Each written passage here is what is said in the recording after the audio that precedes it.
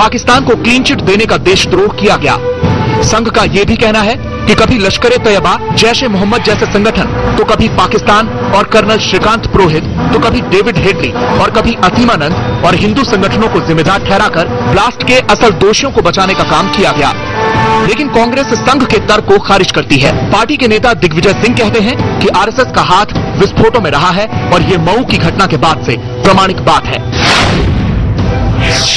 Well, I think the RSS forgets that the first arrest of these RSS activists in terror activities happened in 2002 when they threw a bomb at a temple in Mau. So since then they have been tracked, established. WikiLeaks ने भी यह खुलासा किया था कि अमेरिकी राजनयिक के सामने राहुल गांधी कह चुके हैं कि देश के लिए लश्कर-ए-तैयबा से बड़ा खतरा हिंदू कट्टरवादी संगठन है। जाहिर है दिग्विजय सिंह अपनी पार्टी लाइन पर ही चल रहे हैं, लेकिन बड़ा सवाल यह है कि अगर आरएसएस का संबंध मुस्लिम बहुल इलाकों में आतंकी घटनाओं से है तो सरकार चुप क्यों बैठी है। Bureau report, news express. और अब हमारे साथ भोपाल से जुड़ गए वरिष्ठ पत्रकार राजेश सिरोठिया, सीधे उनके पास चलेंगे। राजेश जी, कार्यक्रम में आपका स्वागत है। ये जो कमल चौहान की गिरफ्तारी हुई है और इसे जिस तरह से भगवा आतंकवाद या हिंदू आतंकवाद से जोड़कर देखा जा रहा है, इसमें कितना दम है? क्या सचमुच में जो कहा जा रहा है कि मालवा में इस तरह की गतिविधियां बहुत तेजी से पिछले एक दशक में बढ़ी हैं, उसी का नतीजा है ये सब? नहीं मुकेश जी, जहां तक जो कुछ भी लोग पकड़ में आए हैं, चाहे वो सुनील जोशी वाला मामला हो प्यार सिंह निनामा कांड में, और चाहे साध्वी प्रज्ञा का मामला हो, या ये अपने उनका मर्डर, सुनील जोशी का भी मर्डर हुआ, या ये कमल सिंह चौहान की गिरफ्तारी हुआ, कुछ लोग वो और भी पहले ले गए थे। ये अपनी जगह जो हुआ है वो तो हुआ है, पर मुझे व्यक्तिगत रूप से थोड़ा सा ये लगता है कि अपन इसको भगवा आतंकवाद या इस्लामिक आतंकवाद जैसे शब्द नहीं, इस परिभाषा में हम न जाए, क्योंकि ये एक नई बहस को जन्म देता है, लेकिन एक पहचान तो इससे की जाती है। हम इस शब्द को माइनस भी कर दें, अगर हम भगवा हिंदू मुस्लिम का नाम ना भी लें, लेकिन इस तरह के आतंकवाद को के बारे में आप क्या राय रखते हैं? क्या काउंटर टेररिज्म और इसको अपन टेररिज्म और काउंटर टेररिज्म कह सकते हैं ना सर? नहीं, आप इस पे परिभाषा पे मत जाइए, मेरे सवाल का जवाब दीजिए। हम इस पे बहस अभी इस पे नहीं कर रहे हैं, हम कमल चौहान की गिरफ्तारी पे बात कर रहे हैं। जी जी, तो कमल चौहान की तो गिरफ्तारी हुई है। अभी पुलिस का जो बयान आया है वो तो सबके सामने है ही कि उन्होंने कबूल किया कि हाँ उन्होंने समझौता एक्सप्रेस पे बम ब्लास्ट किया था जी, और अभी उसके ऊपर और सारे डिटेल्स आने बाकी हैं, क्योंकि इसका लिंकेज अभी तक मिले नहीं है तो और कौन कौन लोग इनके साथ थे, किनके कहने पर किया, किस तरह से किया क्या।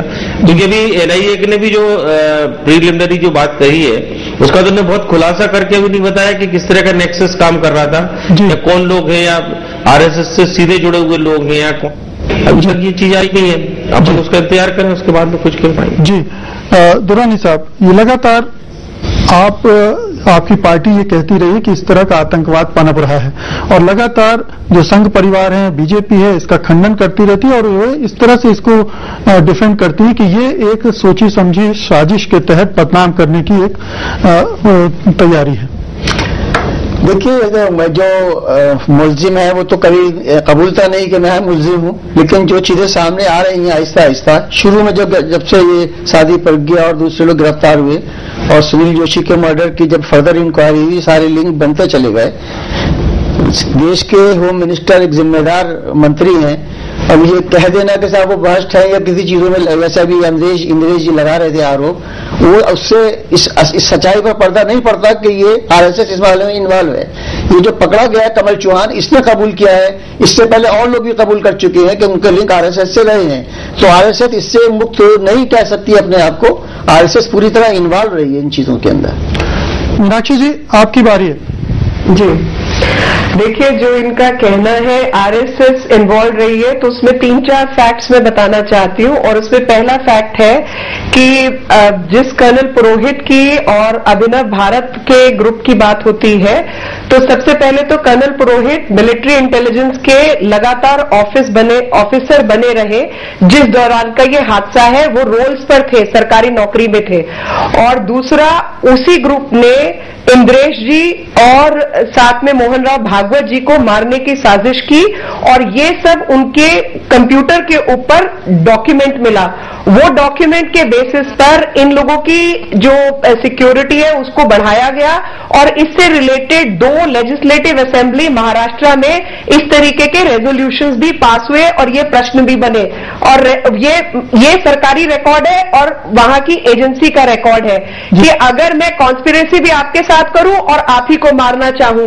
और इंद्रेश जी वो व्यक्ति हैं जिन्होंने मुस्लिम राष्ट्रीय मंच की, एक मिनट मेरे को बात पूरी करने, मेरा सवाल सुन लीजिए, वक्त कम है इसलिए मैं आपको रोक रहा हूं। हम केवल कर्नल पुरोहित की बात नहीं कर रहे, एक के बाद एक कई मामले ऐसे आए हैं और ये समझौता ब्लास्ट उससे जुड़ा हुआ है, इसलिए मैं बोल रहा हूं कि एक के बाद समझौता ब्लास्ट किसी से नहीं जुड़ा हुआ। समझौता ब्लास्ट अगर किसी से जुड़ा हुआ है तो वो एलईटी और हुजी से जुड़ा हुआ है, आईएसआई से जुड़ा हुआ है, सीआईए की इसमें इन्वेस्टिगेशन है, यूनाइटेड नेशन सिक्योरिटी काउंसिल का इस पर रेजोल्यूशन है। और इसी से सरकारी साजिश साफ दिखाई देती है कि जो देश के प्रति भी कोई आस्था नहीं रखते और उसको हिंदू मुसलमान विवाद यूपी के इलेक्शन के दौरान बनाना चाहते हैं, आजमगढ़ जैसी जगहों पे जाकर बयानबाजी करते, तो इस तरीके की घटिया हरकत कांग्रेस कर सकती है। दिग्विजय सिंह जैसा व्यक्ति जो ओसामा जी की बात करता है किसी क्रेडिबिलिटी के लायक नहीं जी। एक छोटे से ब्रेक का वक्त हो गया है, ब्रेक के बाद हम वापस लौटेंगे और अपने दूसरे मेहमानों से भी इस पर बातचीत करेंगे। आप बने रहिए हमारे साथ। लिकर शॉप नहीं है। ब्रेक के बाद आपका एक बार फिर से स्वागत है। न्यूज एक्सप्रेस पर आप देख रहे हैं सत्ता के खेल को समझने समझाने का कार्यक्रम राजनीति, और राजनीति में बहुत थोड़ा सा वक्त बचा है। समझौता ब्लास्ट पर हम बातचीत कर रहे थे। कमल चौहान की गिरफ्तारी हुई है, उसने कबूल किया है कि वो इस ब्लास्ट में शामिल रहा है, हालांकि बहुत सारे लोग कबूल करके बदल चुके हैं। अंसारी जी, अभी मीनाक्षी जी ने बहुत कुछ कहा कि ये पूर्वाग्रह से ग्रस्त है और सरकार की साजिश है, और इसका यूएन रेजोल्यूशन भी इसके खिलाफ जाता है। असल में बीजेपी को तो हर चीज में कांग्रेस की साजिश नजर आती है, चाहे अहमदाबाद के दंगे हो या कोई और चीज हो। बात असल में यह है जिसकी तरफ ये इशारा कहीं यूनाइटेड नेशन के रेजोल्यूशन की तरफ, उसकी असलियत यह है कि उस वक्त जिस वक्त हादसा हुआ तो उसी पुराने पैटर्न पे तहकीकात हो रही थी कि हुजी और लश्कर तैयबा वगैरह, और उस इंक्वायरी के दौरान जो है जब मांगा गया डिटेल इसमें, जो कि इंटरनेशनल भी इसमें शुरू हुआ था उस वक्त, तो वो लिस्ट दे दी गई थी आगे। उसके बाद जब फर्दर इन्वेस्टिगेशन हुई, कोई कोर्ट का जजमेंट ऐसा नहीं है कि फर्दर इन्वेस्टिगेशन जब होती रही इसके ऊपर तब डिटेल पता चली, एकदम कोई इंक्वायरी नहीं होती। आहिस्ता मैं डिटेल बताती हूँ आपको।